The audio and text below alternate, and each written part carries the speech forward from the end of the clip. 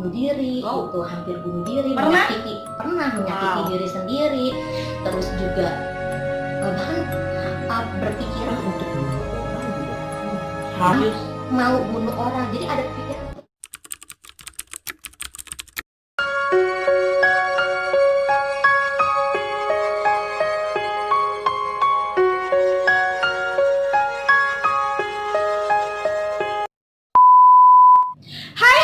Ketemu lagi dengan Ibu Guru Ipi. Nah, di vlog kali ini kita ada yang berbeda. Aku kedatangan seorang tamu yang spesial banget. Dia adalah salah satu sahabat aku waktu aku kuliah di S1. Bahkan dia juga udah lulus S2 manajemen pendidikan. Perkenalkan, nama saya Dara Herdiati Novi Anjani, atau kalian boleh panggil saya Dara. Aktivitas saya sekarang ini adalah sebagai guru di sekolah swasta yang ada di Jakarta Timur. Teman, di sharing kali ini kita sesuai dengan judul thumbnail, kita akan membahas tentang mental illness. Kenapa sih kita membahas tentang mental illness? Karena kan sekarang ini banyak banget kan orang yang masih mengabaikan tentang mental illness. Padahal enggak sedikit orang yang mungkin punya masalah terhadap mentalnya. Bahkan di luar negeri pun enggak sedikit orang tua yang enggak segan-segan untuk membawa anak mereka ke psikolog, karena biar si orang tua itu sendiri mengetahui kepribadian dari anak mereka dan juga mengerti cara merawat anak mereka. Biar nanti ini juga tujuannya untuk kebaikan dari anak itu, supaya anak itu sendiri mengenali diri mereka, biar nggak salah pergaulan gitu ke depannya. Dan teman-teman, dengan kebaikan hati sahabat aku ini, dia mau diwawancara di sharing vlog Ibu Guru Ipi kali ini. Karena kenapa? Dia ini juga merupakan salah satu penyintas dari mental illness. Jadi dia di sini akan sharing berbagi pengalaman tentang mental illness, karena dia juga saat ini sedang masa pengobatan. Sebenarnya mental illness itu sendiri apa sih? Nah, jadi namanya mental illness adalah suatu gangguan yang dialami seseorang akibat adanya perbedaan dari pola pikir, perasaan, hingga dari perilaku orang tersebut, di mana perilaku orang tersebut nantinya akan mempengaruhi aktivitas dia sehari-hari, terutama tentang bagaimana hubungan dia dengan orang lain. Seperti itu ya. Kalau berarti mental illness itu pokoknya secara keseluruhan itu adalah gangguan, bisa itu perasaan gitu ya, terus emosional mereka seperti itu. Nah, teman-teman mungkin ada yang merasa seperti itu ya, boleh komen di kolom komentar. Nah, kalau misalnya penyebab dari mental illness itu sendiri apa aja? Nah, penyebab dari mental illness itu penyebabnya beragam.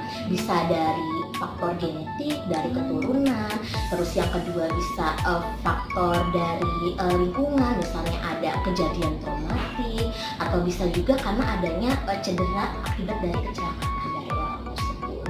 Gitu. Jadi semua itu sangat berperan penting gitu. Jadi bisa dibilang adanya kesalahan pola asuh dari keluarga atau dari orang tua bisa mengakibatkan anak yang tadinya baik-baik aja bisa mempunyai mental illness di usia dewasa atau dewasa awal. Pola asuh itu memegang peranan penting untuk perkembangan anak kamu ke depannya gitu. Ya pokoknya jangan sampai anak kamu itu mengalami trauma di masa kecil yang mana itu akan mempengaruhi perkembangan dia di masa dewasa nanti gitu ya. Atau misalnya takutnya nanti kan dia memiliki perilaku yang menyimpang gitu, yang mengarah ke mental illness.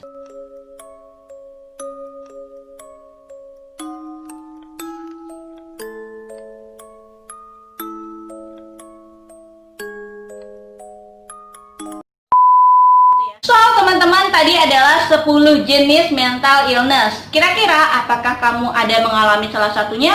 Boleh komen di kolom komentar, kita saling sharing aja di sini. Nah, kalau misalnya aku sendiri, aku mengalami salah satu dari 10 jenis mental illness tadi, yaitu adalah OCD, Obsessive Compulsive Disorder. OCD itu sendiri apa? Di next video akan aku jelaskan. Makanya please banget di subscribe dan juga diklik tanda loncengnya biar kamu gak ketinggalan video menarik dari Ibu Guru Ipi. Kalau boleh tahu, sejak kapan sih lo itu merasa ada keanehan dari perilaku lo sendiri? Nah, Jadi sebenarnya keanehan itu terjadi ketika kita sedang menempuh kuliah S1 dan itu memang udah kelihatan, cuman ibaratnya sebagai orang awam gue itu masih nggak ngerasa kalau gue itu ada hal-hal yang mengarah sana gitu. Jadi waktu itu ada situasi atau ada kejadian yang gue itu ibaratnya orang menilai gue tuh berubah-ubah gitu sampai mengganggu hubungan gue dengan orang lain. Perilakunya ya. Ya, dan ada satu dosen kebetulan dosen itu waktu zaman gue S1, zaman kita S1 itu sebagai pembimbing gue coba. Yang masih dekat sampai saat ini. Nah, si dosen tersebut menyarankan begini, Dar, coba deh periksa gitu ke psikiater, kayaknya kamu ada gangguan ini gitu. Cuman waktu itu sih gue masih ngerasa masa sih gitu, nih orang penghinaan banget gitu. Bilang gue begini, apalagi harus berobat ke psikiater gitu kan. Itu bagi gue karena orang awam, jadi gue anggap itu penghinaan gitu. Terus seiring dengan berjalannya waktu, karena kejadian itu berulang-ulang gitu ya, kayak gue itu bisa dibilang sering banget perasaan gue tuh berubah-ubah sama orang lain. Ya ibaratnya mungkin kalau misalnya kemudian berubah, iya moody, cuman ini dilihat dari intensitasnya gitu. Ada waktu ketika gue tuh merasa cinta banget sama orang tersebut, tapi ketika orang tersebut membuat kesalahan sedikit aja, nah gue itu marahnya itu sampai banget sampai benci banget sama orang itu, padahal ibaratnya itu orang cuma ngomel gue sedikit aja, kesalahan cuma dikit, tapi kemarahan gue itu sebesar itu. Gitu. Makanya si dosen gue menyarankan kalau udah deh Dar, coba ke psikiater. Cuman kan waktu itu gue nggak mau. Cuman karena gue ngerasa kok kayaknya perilaku dan perasaan gue kok semakin kesini semakin bergejolak gitulah. Ditambah gue itu kan kayak berada di dalam keluarga yang disfungsional. Gitu. Jadi itulah yang menyebabkan mungkin gue menjadi yang seperti ini.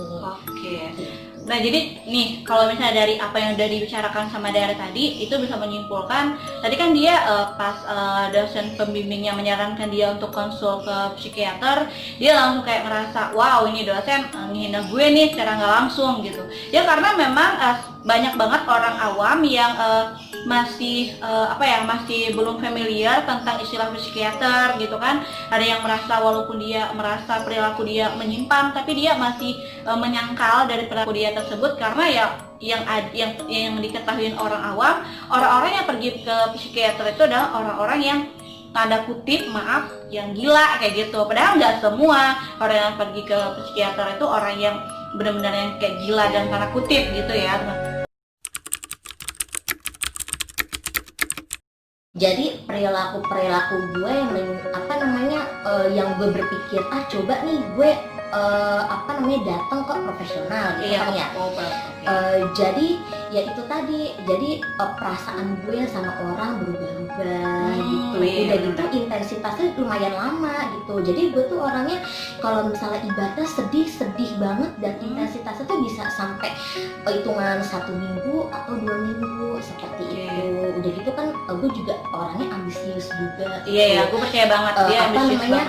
Obsesinya tuh lumayan cukup tinggi dan kalau misalnya keinginan gue nggak dicapai, nggak sesuai ekspektasi, nggak sesuai sama harapan gue, keinginan gue, nah udah langsung stres, bikin sampai depresi.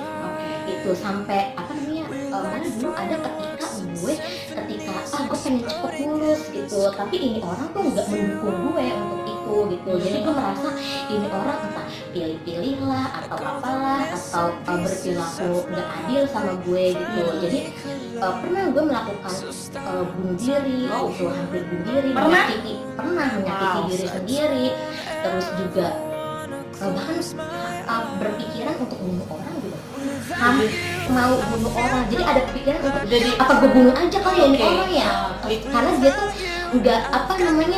nggak bisa wujudin keinginan Jadi lu jadi marah sama orang itu sampai lu berpikir di imajinasi lu sampai lu berpikir ingin melenyapkan orang tersebut. Iya, jadi ketika gue depresi, ada waktu ketika gue menyakiti diri sendiri, tapi ada waktu juga ketika gue ingin menyakiti orang yang nggak memenuhi kebutuhan atau keinginannya. Oke. Jadi Jadi orang sih sebetulnya. iya, makanya nih teman-teman, mental illness itu bukan suatu gejala atau penyakit yang diremehkan kayak gitu, karena ya memang kenyataannya ya, terutama nih dalam dunia public figure gitu ya, kayak artis gitu kan, itu banyak banget yang bunuh diri karena mereka tekanan gitu, baik tekanan dari fans atau whatever gitu, akhirnya mereka bunuh diri, yaitu karena mereka nggak menyadari permasalahan yang ada dalam diri mereka gitu. Jadi mereka kayak membiarkan gitu kan, akhirnya ya mereka mengakhiri hidup mereka sendiri. Apa sih bedanya psikiater? Tadi kan lu nyebut profesional, kemudian psikiater dan juga psikolog. Itu bedanya apa sih? Jadi beda tuh antara psikolog sama psikiater. Oh, Jadi gitu. kalau misalnya psikolog sama psikiater itu sama-sama orang yang profesional untuk menangani gangguan mental. Cuman bedanya kalau psikiater itu kan seorang dokter, dia ada kemampuan untuk meresepkan obat untuk menekan emosi dari si pasien. Tapi kalau misalnya psikolog itu cuma sebatas terapi atau curhat gitu aja. Tapi dalam pengobatannya kalian kalau misalnya mau mau ke profesional itu disarankan ke psikolog dulu. Nanti kalau misalnya ketika psikolog merasa kamu butuh obat untuk menekan emosi kamu atau ada gangguan ke arah sana, itu nanti akan diarahkan ke psikiater. Oh, jadi beda gitu ya? Beda, tapi sebenarnya kalau misalnya kalian mau langsung ke psikiater juga nggak masalah gitu, karena psikiater pun pada dasarnya bisa kok ngebedain yang mana ibaratnya moody biasa atau moody yang emang gangguan gitu. Dan dokter juga nggak akan sembarangan memberikan obat kepada pasiennya gitu. Jadi kalau dirasa psikiater itu merasa kalau misalnya ini orang atau ini pasien tidak membutuhkan obat, ya dia nggak bakal memberikan obat.